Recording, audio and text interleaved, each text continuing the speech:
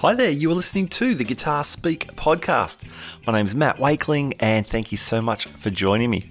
Now today we continue the iconic album series up to number 4, where I'm joined by my friends Gabor and Rob, and we're getting in depth with the Stevie Ray Vaughan album In Step. That's coming up real soon.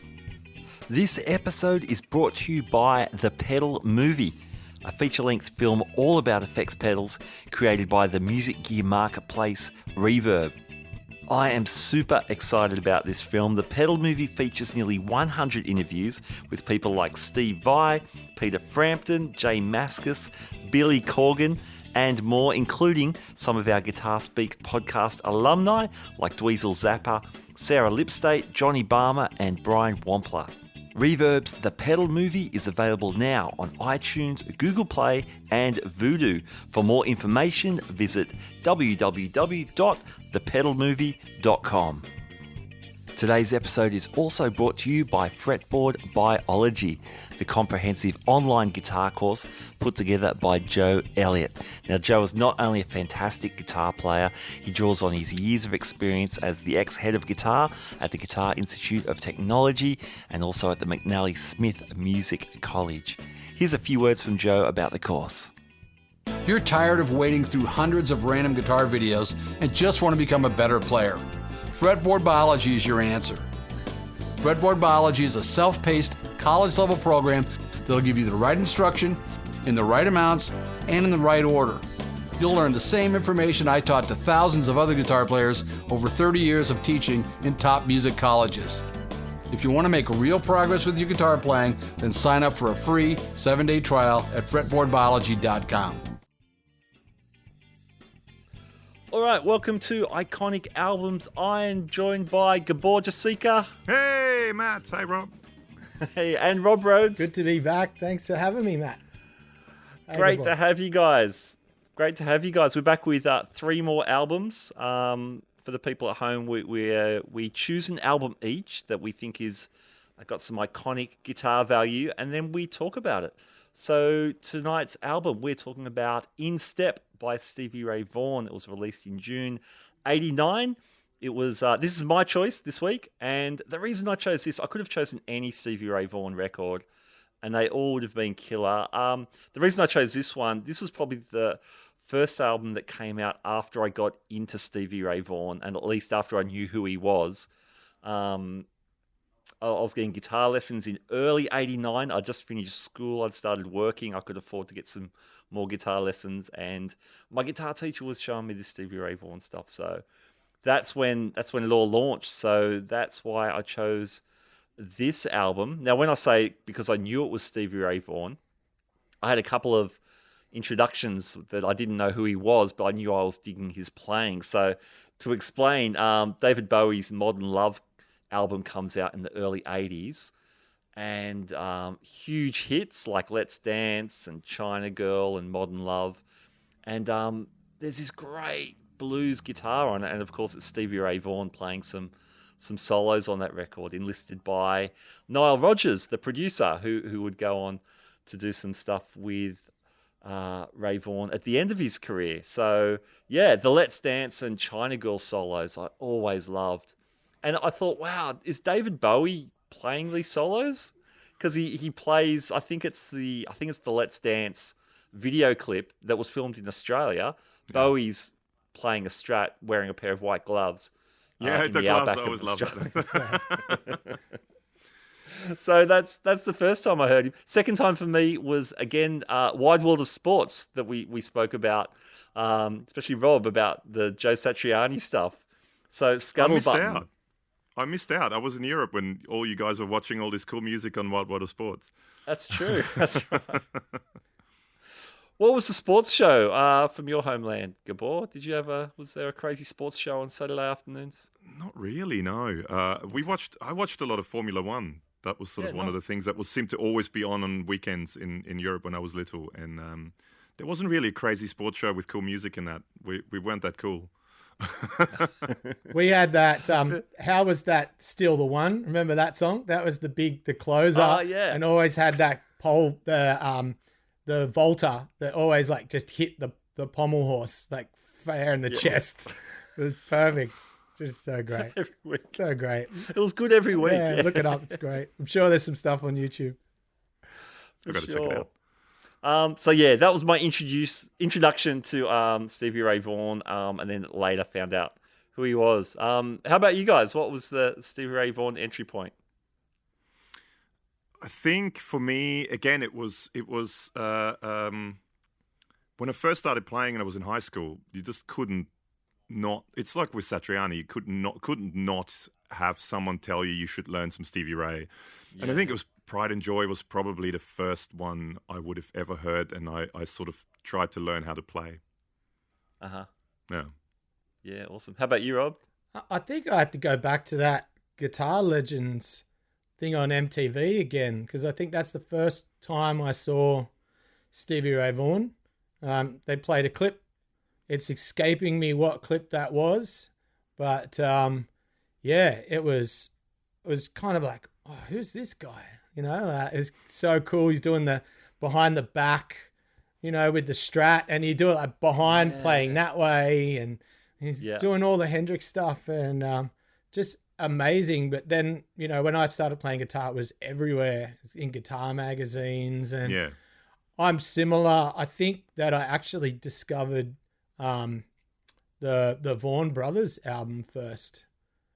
Okay. And then after that, In Step, because I don't know, it's a really weird time because we were bombarded with so much music. It's hard to put it all in chronological order of what we saw and heard first. But sure. Yep. So the Vaughan Brothers, they came out with Family Style in 1990, and that was produced by Nile Rodgers. So that was that kind of full circle for Stevie Ray Vaughan. And In Step was 89. Very sadly, Stevie Ray Vaughan passed away in 1990. I think it was August, if I remember the month correctly. Through a helicopter accident after being on tour with Jeff Beck, just having an all-star jam with Beck and Clapton the night before. And very, very tragic circumstances. Yeah, because Clapton gave Stevie the seat on the helicopter because Stevie was sick. Very similar to Richie Valens. Richie Valens, I was just about to say. Yeah, that's crazy. So In Step, the record. Standout tracks. Anyone? Gabor? Riviera Paradise was for me the standout track. Beautiful song. Yeah. For me, and just what I wrote down here, it was the least bluesy one. Start setting a theme here, mate. Yeah, I know. I always I reckon my favorite song of his that I knew of before listening to this would have been Lenny, and that is very similar vein that Riviera Paradise, very similar kind of even sounding and just everything about it quite similar. But I really quite liked it. It was nice actually. It was it sort of finished off the album because it's the last track too, isn't it? It sort of finished off the album nicely. So I that was my standout track. Awesome. Rob? This is so difficult. It's like trying to decide what guitars to take to a gig.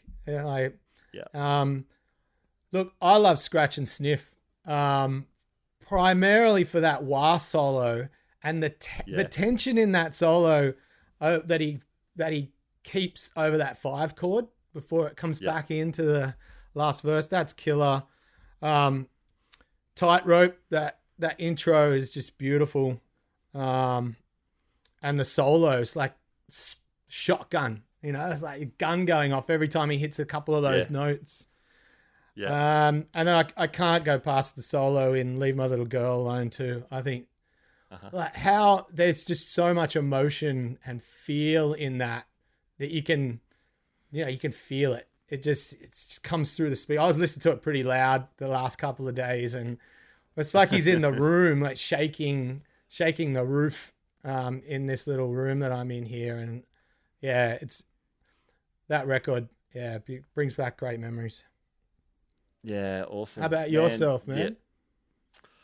Well, do you know what? I'm sort of going down Gabor's route of the less blues. Well, no one told me this was a competition. The less 12-bar stuff. Yeah, exactly. Yeah.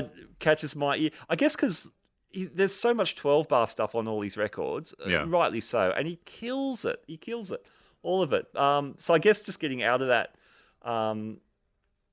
that pattern is kind of fun. Crossfire's awesome, is killer. Yeah, those open low E's, or E flats really, that he just punctuates in the solo every now and then. Yeah. Are so good.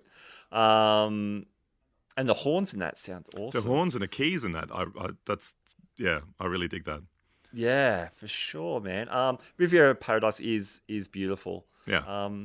Like Lenny, like Little Wing, his instrumental version of Little Wing. Yeah. Kind of same kind of idea. Thing I love about that tune, couple of things, is that when he did instrumentals, it's not like the Satriani school of a very defined melody that's repeated or developed. Although he does that, but he's just grooving along. They sound like beautiful jams as well. Yeah, you can tell he's improvising it as he's going along, and I guess in the studio probably did a couple of takes and they picked whatever one was the best one. But you can tell he's improvising, and that's what I like about it too. It's sort of, you can tell there's bits he has a certain part that he goes back to always, that there's a turnaround, but in between it he just kind of makes it up, and his phrasing is so good. That's the thing. That's great phrasing. So can I just add to Riviera Paradise, as you were saying,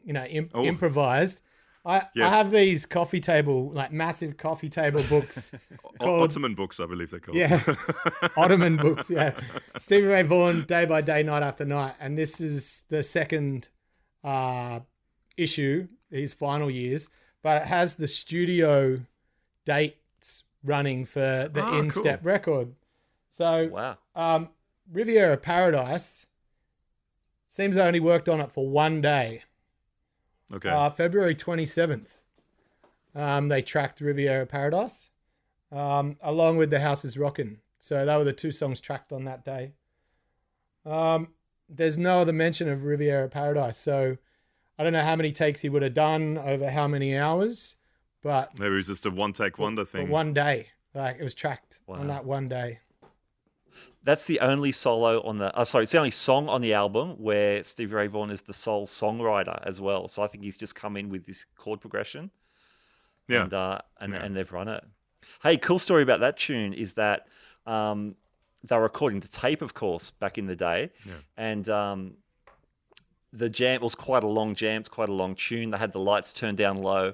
And the engineer noticed they're getting towards the end of the tape. So he's waved down, I think it was the drummer, Whipper Layton. I think he's waved him down and he's wrapped up the tune just in time, and they've closed it off, and the tape has just run off the spool. Oh wow!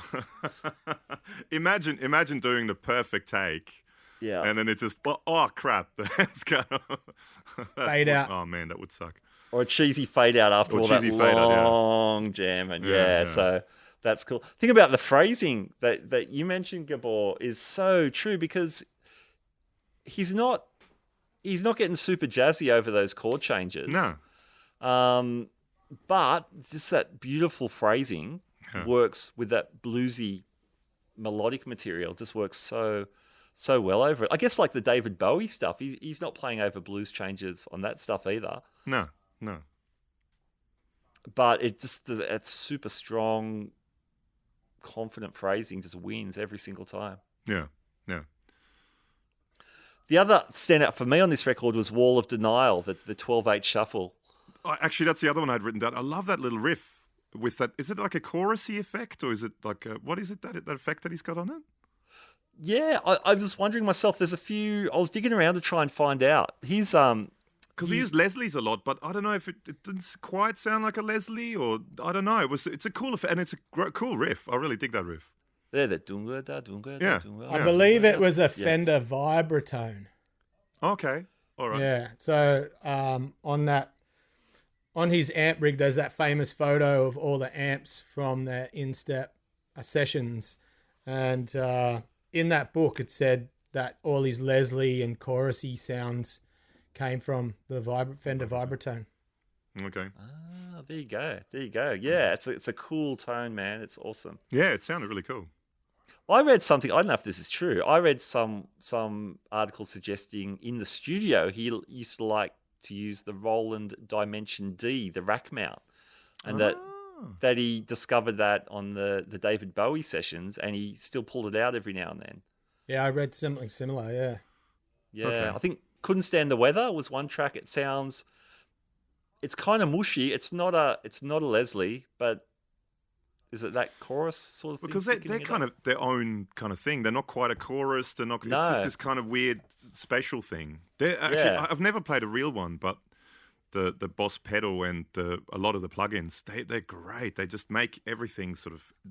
We call it the embiggener. I remember your video for that. Absolutely, It embiggens everything. That's my favorite chorus. It's a great sounding. It's really good. I use yeah. that. Yeah, And- I use that and- or an emulation. This is also one of those things where if you say it's a chorus, in the comment section you will get a lot of hate because it's not a chorus. Sorry. No, because it's this phase thing where you have two completely separate things. Anyway, it's a cool sound, yeah. Well, the encyclopedia does say the Dimension D, so yeah. Okay. Oh, there you go. Maybe it was that. There you go. Awesome. Hey, we're going to take a short break and we'll be back with more Stevie Ray Vaughan talk. I hope you are enjoying today's interview. Now, this podcast is brought to you by The Pedal Movie, a feature-length film all about effects pedals created by the music gear marketplace Reverb. Now, you know we love guitar pedals here on the Guitar Speak podcast, and we're super excited on the release of this film. The Pedal Movie explores how effects pedals and their builders have shaped modern music and guitar playing over time, from the fuzz pedal experiments of the Rolling Stones and Jimi Hendrix through the shoegaze and indie rock of the 90s and up to the modern day use of effects. Reverb also speaks with builders and leaders from more than 50 pedal brands to answer the big question, how did guitar pedals get so big? Reverb's The Pedal Movie is available now on iTunes, Google Play and Voodoo. For more info, check out thepedalmovie.com. Today's episode is also brought to you by Fretboard Biology, the comprehensive online guitar course put together by master guitar teacher Joe Elliott. Now, I was a beta tester for the course, and as a music educator myself, I was very impressed by the logical layout and format of the course. Heavyweight guitarists such as Brett Garsed and Greg Koch have also endorsed the program, so check it out at www.fretboardbiology.com. Okay, back to our interview. All right, welcome back. I'm with Rob Rhodes and Gabor Josika. We're talking about Stevie Ray Vaughan's In Step, his final studio album as a solo artist, or with Double Trouble at least. And we've been talking particular tracks, starting talking tones. Rob, you mentioned all the amps used. Have you got an amp count? Like, I've read 32 amps were used on that record. Oh, wow. Okay, I don't have that many, but I have the main ones. JCM 800. He had three Dumbles. As you do. A blonde twin, the original Vibe Reverb, and a pair of Marshalls with two 8x10 cabinets. Wow. Yeah. So yeah, that was the majority, and that's that famous photo that I mentioned earlier. That if you go into Google and click Stevie Ray Vaughan's studio amp rig for Instep, that's the photo that pops up. That's killer. And obviously his number one Strat featured pretty heavily on that record. Fun fact about the number one Strat, he acquired it in 1974 from Ray Hennig's Heart of Texas Music. Apparently didn't pay a cent for it. Uh-huh. So that's probably what acquired means. Is it given or stolen? I don't know. Fell out of the back of a truck. It is now worth it's estimated to be worth over $1 million now. Yeah, right. I mean, it is one of the most iconic I mean, are there many guitars that are more iconic than that? Ooh, let's think. This is a good topic. Okay. Are there? I don't know. Gilmore's Black Strat. I mean, Eddie's. Yeah, Gilmore's Black Strat. Obviously, Eddie's. Kurt Cobain's acoustic from Unplugged. Obviously.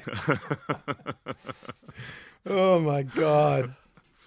All right. So yeah, apparently Jimmy Vaughan's got that guitar now. He's looking after it.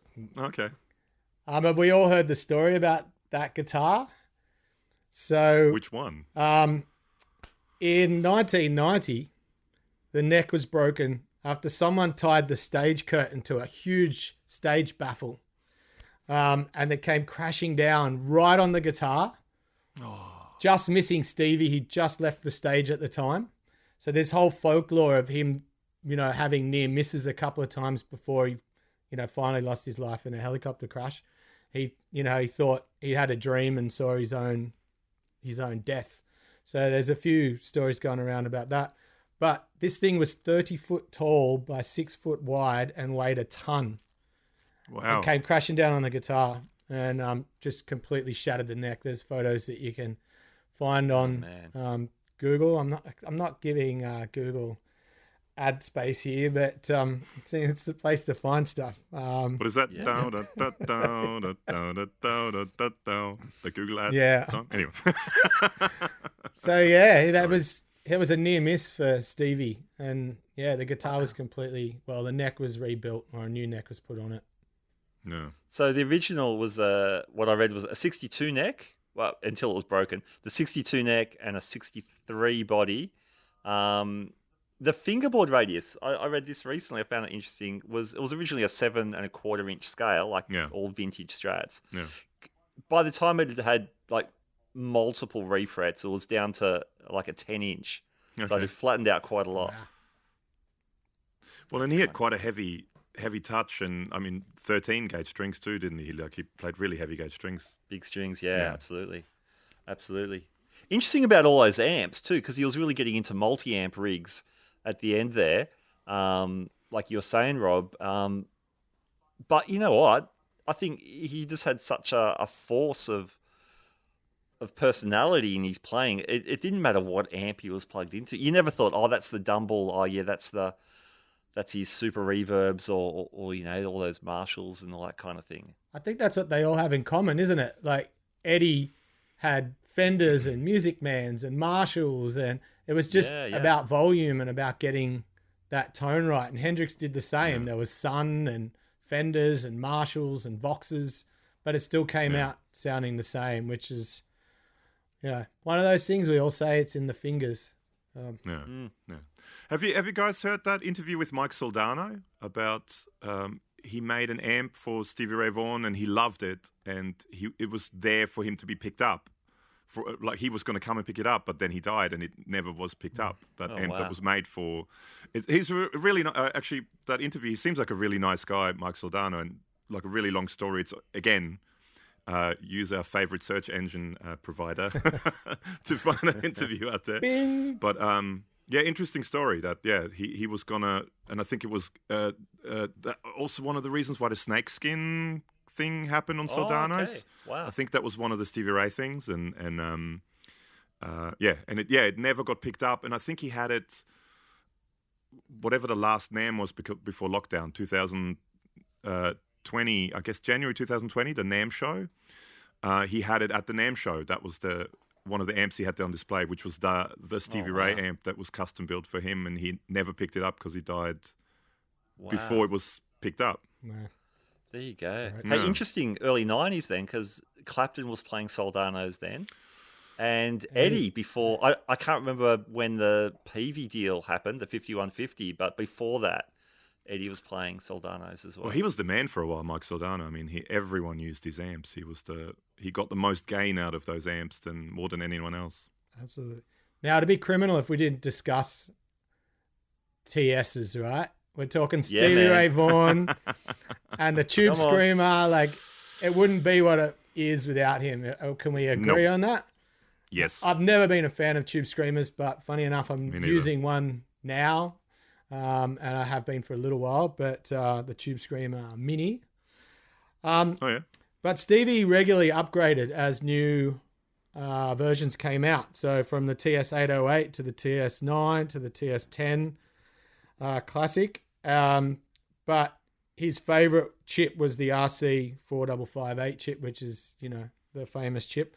But yeah, it didn't seem like he was attached to any particular one. He just kept getting the latest one taken it on the road with him.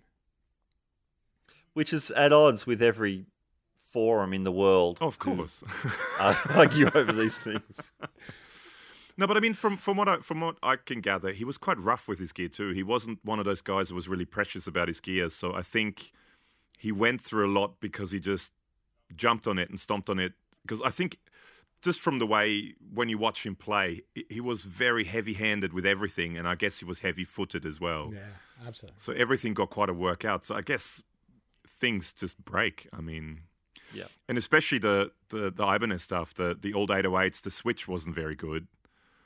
On a 909, the switch was the 09, sorry, the TS09, the switch was a bit better, and then on the 10, the switch was really crap again. So I can imagine them breaking very easily if you're not very careful with it. And from what didn't he just have it like gaffer tape to a piece of wood? Like wasn't that his pedal board, like with gaffer tape or even string wire, like ties, like. I think so. It's pretty messy. I'm pretty sure it was messy. Yeah, it was just very quickly put together and thrown together. So that's where Eric Johnson got it from. Yeah. But yeah, that tube screamer tone, that's a massive part of the recipe. Yeah, that and volume. Yeah. So for wahs, he was always a Vox wah guy. Yeah. And then other effects were the Dallas Arbiter Fuzz face and the I'm going to get in trouble for how I pronounce this, but the Tycho Bray. Octavia, yeah. And then occasionally he used the Univibe for a brief time until he got the Fender Vibratone and the Roger Mayer Octavias as well. And then Cesar Diaz installed matching germanium transistors in a Dallas Arbiter fuzz face to increase the transistor life. So he was already getting pedals modded. So I think that you were right there, how he didn't really care how he treated the stuff, so it had a limited lifespan. Yeah, go pretty hard. I was surprised with the fuzz. Quick name drop. I had Philip Sace on the podcast a couple of weeks ago, and he was telling me that Stevie was playing fuzzes towards the end of his career that were modded by Cesar Diaz. He was told by Cesar that Stevie was onto the fuzzes, and again. I don't know. I dig back through the tracks where it was mentioned, like some of the Hendrix covers. Like, oh yeah, I guess so. But again, it's a lot of Stevie Ray Vaughan. I'm not thinking, oh man, that's the fuzz face now. It didn't jump out as it would perhaps with other players. I think late on Instep, you can hear the fuzz. Just trying to remember what track it was, but it's really fuzzy, which stood out to me because it wasn't something that I immediately would think that Stevie Ray would use, or that tone I wouldn't hear. But it might be the outro of Wall of Denial, actually. I think it's really quite fuzzy. Oh yeah. The outro solo, yeah. Could be, yeah. So good. Far out. So good. All right. Well, before we wrap up, we've got some. I did a little poll online again for this episode. Any guesses? I asked people for their favourite Stevie Ray Vaughan album or song. Now, two people, Gavin Moore and David Parker, just said that's not fair. That's what I said. That's true. Yeah. Any guesses? Anyone want to make a guesstimation? Favorite song? I think it's going to be Tightrope or Crossfire. Or Pride and Joy. I guess they're the biggest ones, aren't they? They are. All right, I'm gonna. I'll do my shout outs now as we get towards the end of this episode. All right, favorite Stevie Ray song or album? Wall of Denial, Jason King, 1 vote. Tightrope, David Ages, Simon Kinney Lewis. Oh man, so many good guitar players are chiming in with this stuff too. Killer. Life Without You, Scotty Burford. Matos 9. I tried to find out Matos's 9 real name. It was just Matos 9. Instep as an album. Matt Carty, Joseph DeBoer. Matos 9, favorite album. Texas Flood, Troy Casadale, friend of the show. Dan Freer, Ben Rogers. Jimmy Barnes, guitar player. He's coming on the show soon.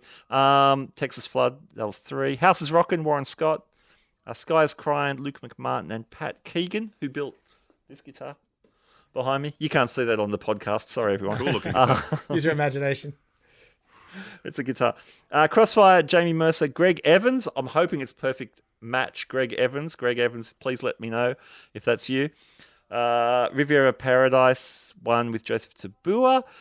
Couldn't Stand the Weather, Simon Rafalo, Rowan Mansley, Ben Rogers again, Scuttle Button from Chris Churchwood, Lenny from Marcus Kerben, and the number one song in my little sample was Life by the Drop, voted for by David Parker, Warren Riley, Owen Drinan, and Joe Salas, which is incidentally not a 12-bar blues either. Gabor, there you go. Woohoo! Wasn't it? It was actually recorded for Instep, that song too, but didn't make the cut, and then ended up on The Sky's Crying, which was a posthumous release. Absolutely, yeah. Compiled by listen to that. Jimmy Vaughan. 12-string acoustic. Beautiful. Yeah. Hey, before we go, can I just say that everyone should go and watch the Austin City Limits after they listen to this podcast, because that's just it's a masterclass. And also check out the reissue of Instep, which has some bonus tracks with a 13-minute version of Life Without You. Oh, wow. And man, goosebumps, tears, whatever. You're not human if you don't emit those emotions during that song. It's just beautiful. That's awesome, man. All right, well, there you go. Instep by Stevie Ray Vaughan. Fantastic record. Thanks. Have been joined by Rob Rhodes and Gabor Josika. Guys, where can people follow your stuff? So, Rob? Living in the 70s Live on Facebook. You can check out pretty much all our dates and some live stuff there. Gigs. It was sad. We just put our 100th date in for the year, and just like that, we're back to 97 one weekend. That's like Instagram followers. Thanks, COVID. Oh man, and Gabor? Well, if you have the stamina, you can type in Super Fun Awesome Happy Time Pedal Show. All one word, no gaps, and on YouTube, and you will find us, two very nerdy-looking guys doing lots of giggling and fiddling with knobs on pedals and guitars and amps and stuff. And not to be confused with the Super Fun Hot Sauce. That's the other thing you find when you type in Super Fun with no gaps. But yes, the Super Fun Awesome Happy Time Pedal Show. That's me. That's awesome. Okay, and you've been warned with the Google search there. So yeah. Thank you, fellas. Great choice, Matt. Catch you next time. Thanks, mate. Thanks, Matt. Thanks, Rob. All right, there you go. Stevie Ray Vaughan's Instep. Fantastic record. Highly recommended to give it another spin if you haven't heard it in a while. Hey, my thanks to Fretboard Biology and The Pedal Movie for sponsoring today's episode. Check out the links in the show notes. Now, next week on the Iconic Album series, we are checking out Deep Purple's Stormbringer, a slightly controversial choice, and it was a lot of fun discussing this record. Of course, the long-form interviews keep coming on the Guitar Speak podcast as well. And best thing to do is just simply subscribe on Apple Podcasts, Google, Stitcher, wherever you pod, and you'll get the episodes zoomed into your pod player thing each and every week. All right, thanks so much for listening to the Guitar Speak podcast. My name's Matt Wakeling, and I always like to close with the words that legendary German rocker Michael Schenker told me once. And those words were, keep on rocking. Okay, see you next time. Bye now.